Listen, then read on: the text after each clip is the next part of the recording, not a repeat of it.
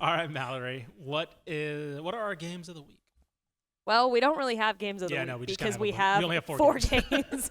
It's funny because I didn't realize we only had 4 games, and I was like, oh, well, are we going to have like a lightning round? And I was like, wait, all of these teams are on byes this week, which makes complete sense. This might be a short episode. Might be a short episode, but we're starting off with one of the most exciting games of the entire season. UTEP versus Western Kentucky. Correct. 2 Conference USA contenders. Just kidding. Absolutely just kidding. Number 1, Texas. 2. What? You said 2 conference. I was like, I don't know about one of those. No, that was the joke. Okay, you know that was the joke because fair enough. Move on. Anyways, I didn't get it. Move on. Because UTEP obviously is not. But anyways, don't need to explain myself. Number 1, Texas, playing number 18, Oklahoma at the Cotton Bowl in the Red River Rivalry this Saturday, October 12th at 2:30 p.m. You can watch it on ABC. Texas 14.5-point favorites. The over-under 54.5. Did y'all see the whole thing about Quinn Ewers and what he said about his dream that he had the other night? I did not see this. So apparently he had a dream the other night that they only beat when the line came out, they only beat Oklahoma by 14 in his dream, and he woke up sad because he was like, no, we're going to crush them. Awesome.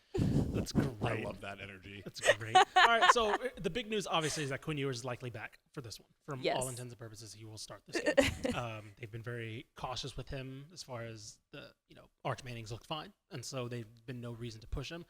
My questions aren't on the Texas side of this game. They're all on the Oklahoma side. Because I think we know, even with Quinn Ewers, even if it was Arch Manning going into the game, I think we know what Texas would be heading into this game. I think they're a team that are better in most areas, if not the whole field, as far as like on paper, right, compared to Oklahoma. What does here's the wild card. There's 2 wild cards, and I think Sark mentioned this in his presser as well. You give Brent Venables 2 weeks to prepare for an offense. That's a problem. As we saw last year, and then the other one is, as we saw last year, the most talented team does not always win these games, right? Blowouts are not the norm.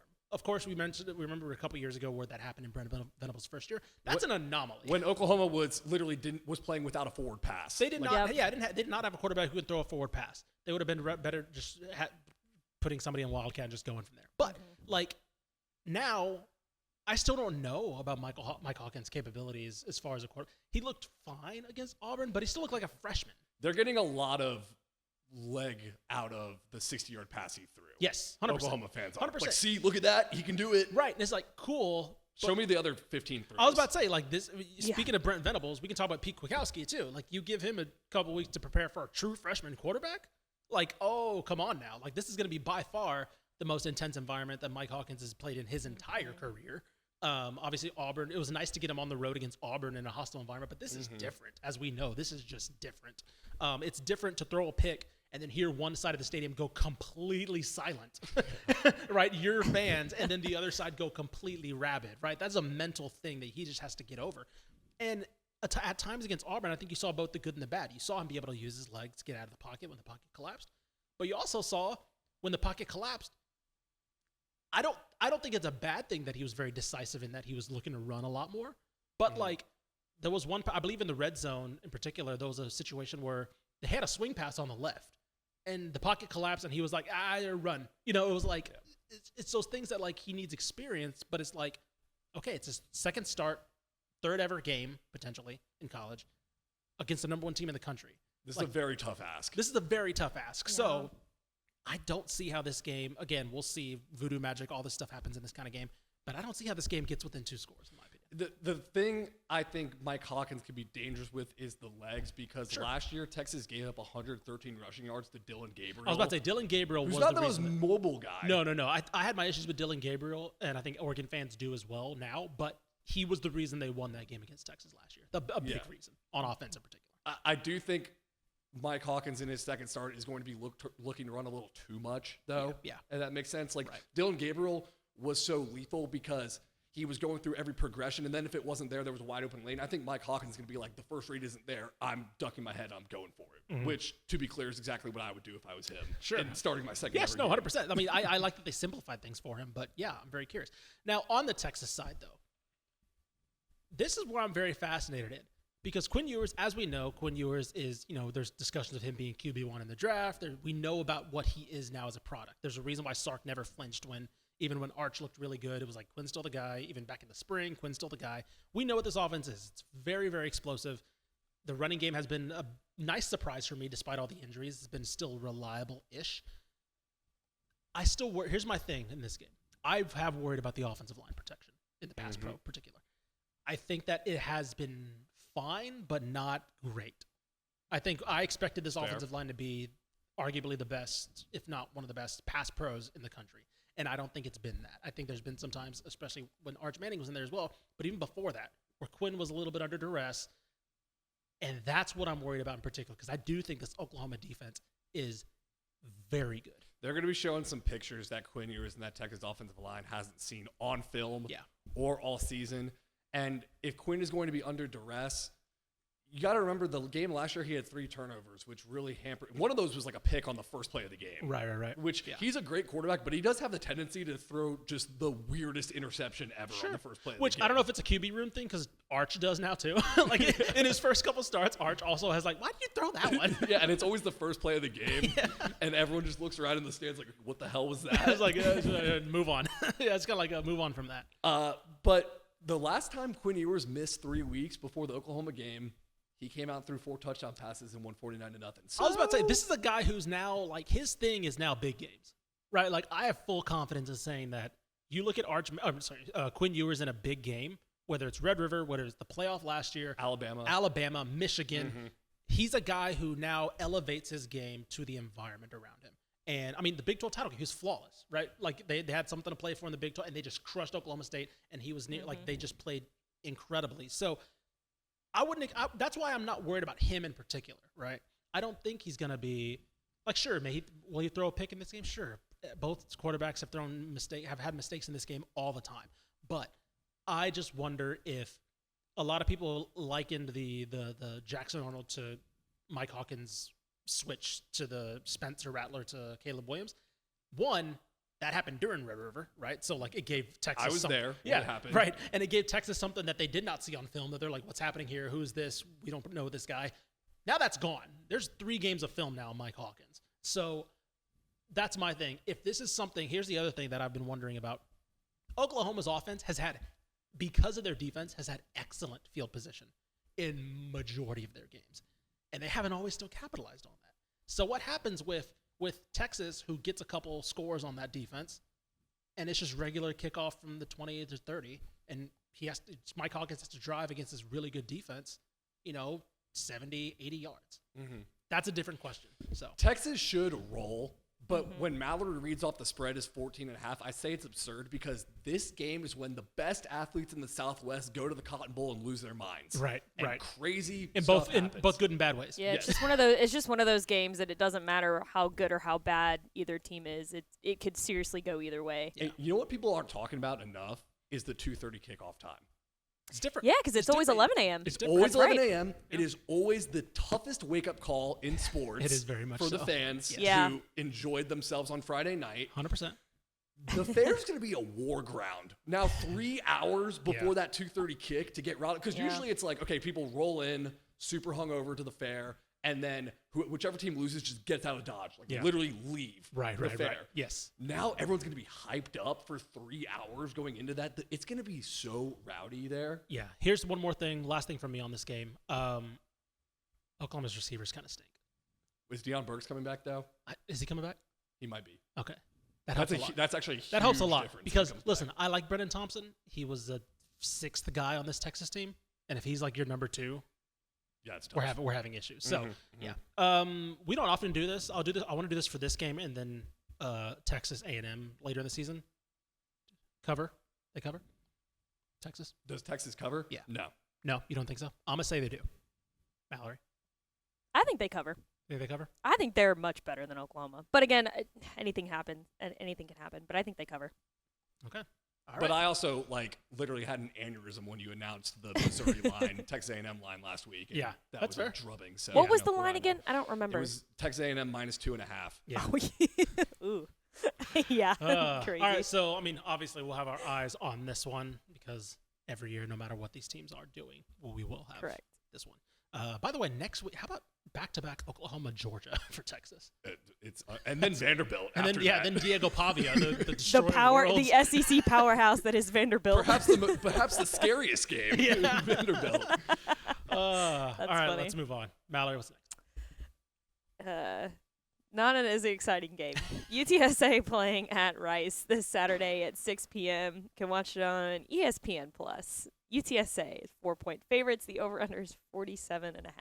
UTSA 4-point favorites. So, Guys, yeah. UTSA 4-point favorites over But a Rice team that has not beaten an FBS opponent this season. Yeah. the advanced stat nerds give Rice a I was about to say- 63.58% win probability. I was about to say, Parker's numbers hate UTSA. Shout out Parker, Stats of War on Twitter. They hate UTSA. Well, because the very guys who made advanced stats are all Rice grads, probably. That's very true. It's just like, Rice, let's put a little number in here to juice up the Rice probability. You're not smart enough to figure it out anyway, so you can't check my work. You're not wrong. Here's one thing. I think UTSA has like the sneakiest bad loss of the year with ECU. Yeah, That's a double-digit loss to an ECU team that's not very good. So I can see why a lot of members probably don't like UTSA. Guys, this is one where I just say, look at the rosters. To me, like Rice lost to Charlotte last week. Charlotte, who might be bottom 5 team in the country, which unfortunately you might have to throw Rice in there potentially in that discussion. Then what is Rice?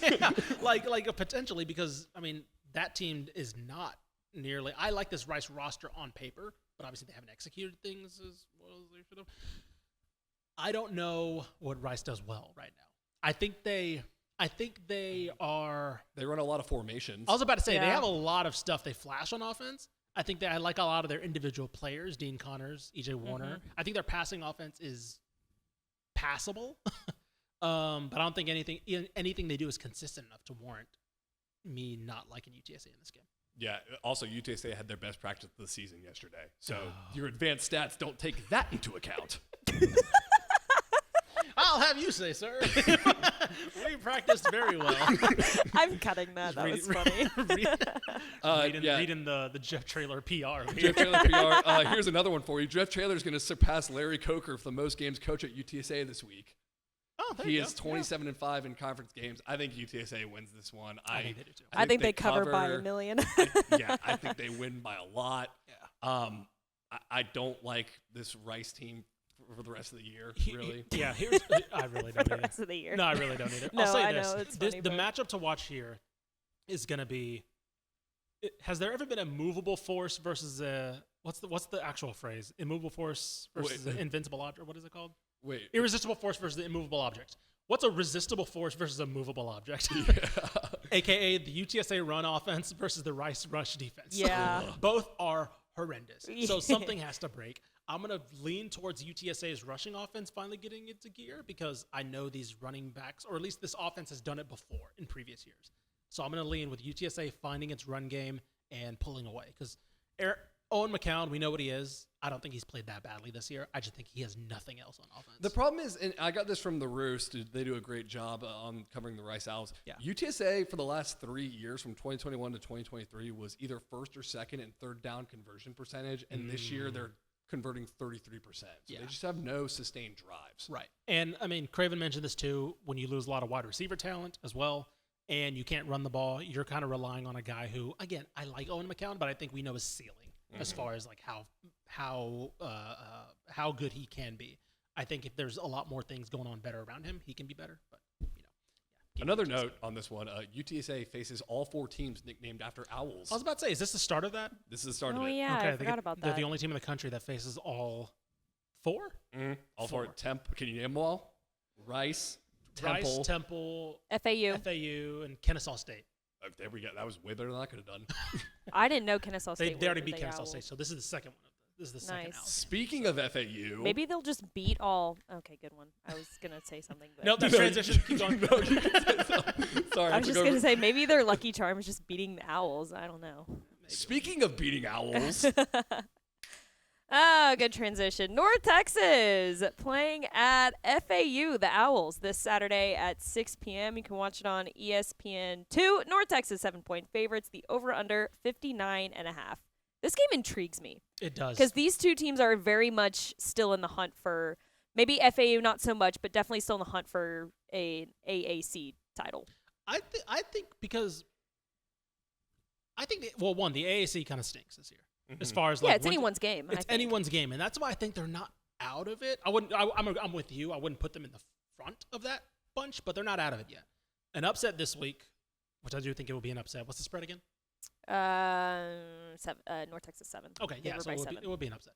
But like an upset this week, and they're still well within the hunt because I'm looking at their schedule. It's just not a very good conference. But it also lends me to think about North Texas. How good do we think they are? Well, here's the case for them being good. Yeah. This is from Doug Waters at UNT.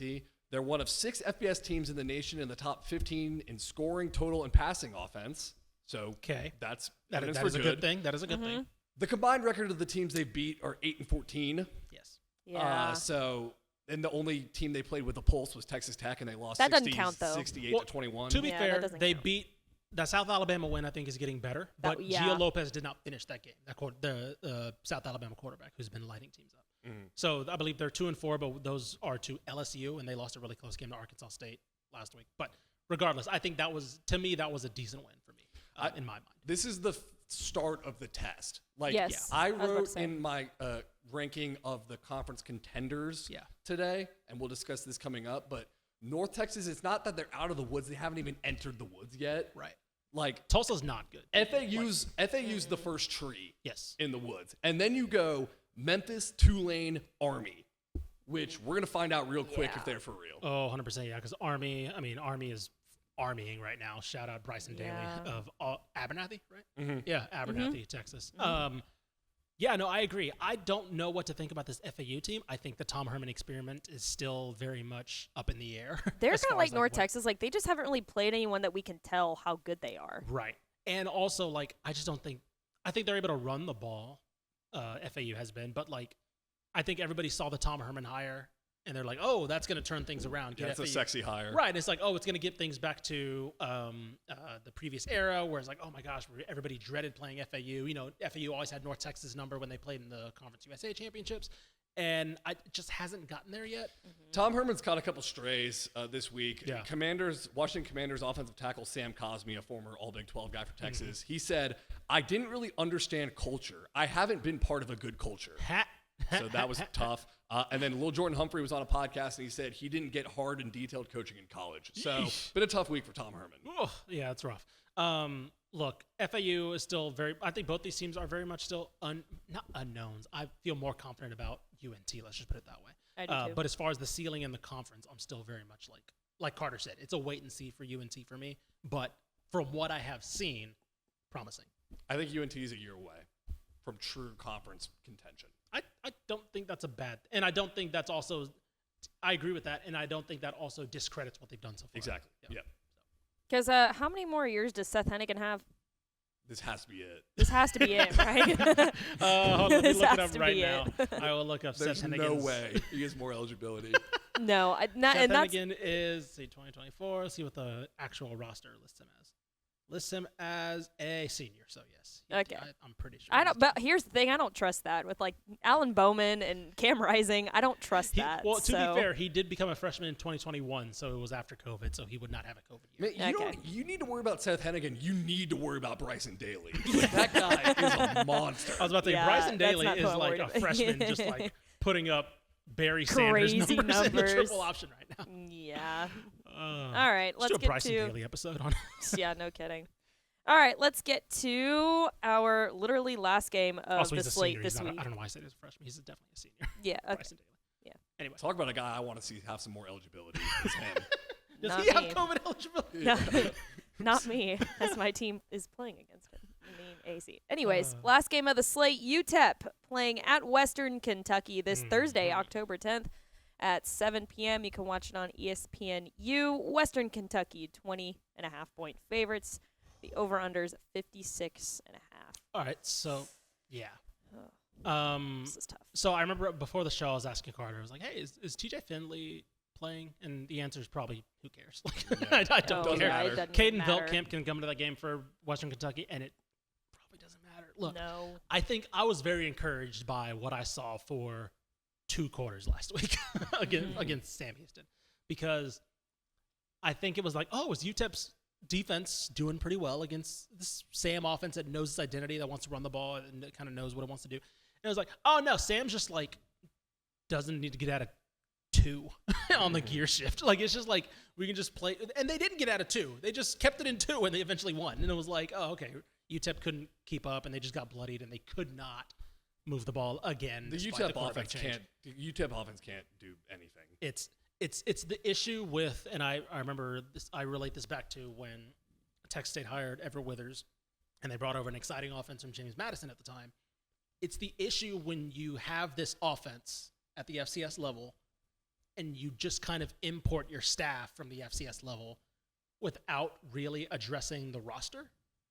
And you just try to do the thing that you were doing at the FCS level with a roster that needs to be torn down, right?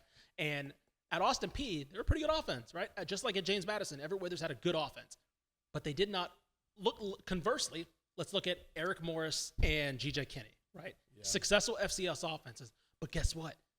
They brought in some dudes to help run that offense too. Yeah, that's true. And, it's hard to criticize Scotty Walden for that, though, because Eric Morris and G.J. Kinney had Texas ties. We're at FCS teams in Texas. Sure. And Scotty Walden, he's a Cleburne guy, but he spent a lot of time outside of Texas, was at Austin Peay and UTEP, which we forget how Southern far Miss away. Well before that, so yeah. Southern Miss before that. We forget how far away El Paso is. No, don't get me wrong. I'm not saying he should have. Yeah, don't get me wrong. I'm not trying to make this seem like he should have just brought in dudes to UTEP. Because I had this thought too when I was watching the game. I thought before the season it was concerning how they imported basically Austin Peay's roster onto UTEP. Right. And I was like, is that a fair criticism to make of Scotty Walden? And the more I talked about it with Craven, honestly, I was like, I don't think it is really, because what else would Scotty Walden have done? I was about to say, I don't know. Because we knew that UTEP roster wasn't good enough as is, and it's not like he can just go get guys that UNT brings in or Texas State brings in, right? Because of geographic locations, resources, we know that. But I think it just shows the product for what it is, right? I don't think, again, I'm not criticizing because I think we knew this is kind of what it would be in year one, but it is just me addressing the reality of the fact that the things that they're trying to do just cannot be done, whether it's offensive line, wide receiver talent, quarterback, whatever, right? They just cannot be done with what he's brought in for this year. We thought they would have been like 1-4, and they're 0-5. I was about to say, and it's not looking any better. I mean, maybe La Tech in 2 weeks, right? They may move on from their head coach, or New Mexico State at the end of the year, who looks really bad right now. There are some wins that they need to be competitive in those games. 100%. And, I mean, again, it's not going to come against Western Kentucky because Caden Bell can't pass starting experience, and they just have a better roster overall. They barely lost to Boston College last week. So they should be probably 4-1, and they're a conference contender. So, was Boston College's quarterback playing, though? I don't think Castellanos was in. No. Okay. So, I mean, sure, yeah, take that still. as you will, but yeah. I think it was great. I think it was Grayson James. Shout out Duncan Dole. Yeah. No kidding. Yeah. I think it was their backup. To Duran Bradley for the game-winning touchdown. Oh! That is a good point. I forgot he was there. Look at that. Wow. Right. That rocks. We'll end our UTEP talk talking about Boston College. But no, we kind of know what it is. I think UTEP fans are unfortunately, when you hire a guy like Scotty Walden and you see the campaigning he does, rightfully so. I'm not saying he was wrong to do any of that. But then you see those season turn out, it's like, all right. You kind of check out after a while. And I don't blame them. So. Yeah, it's going to be a process. Probably 2 years. Very, very big process.